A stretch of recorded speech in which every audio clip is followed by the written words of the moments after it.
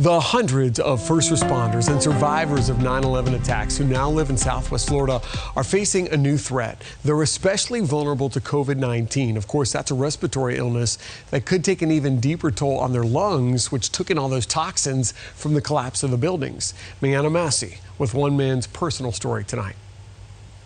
I spoke with Walt Zalisko, retired chief of police for Jersey City's police department, as he details the jarring images of the morning of 9/11. The first thing you're thinking of is trying to rescue people, help people. You're not thinking about yourself. His team arriving by boat, as he says it was the only way in or out of New York City, only to be met with what he describes as a scene out of a horror movie. So you're inhaling all of the pulverized concrete, the asbestos, the toxic fumes from the fire. Thousands of Americans lost their lives that day, and even more left with lasting health impacts. It wasn't until a few months later that you started to experience some breathing problems, a nagging cough, and it wasn't a few years later that I was diagnosed with cancer.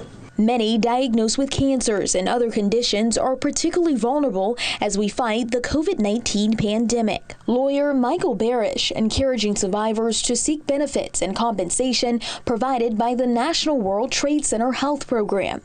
It's not just for firefighters and cops. It's for anyone who was in the 9/11 exposure zone, and that includes 300,000 downtown office workers and 50,000 students and teachers. He reports dozens of his clients have lost their lives to COVID-19 due to already weakened immune systems, urging you to seek available resources proactively. There are clinics all over that provide free health care, including mental care, but also pulmonary care.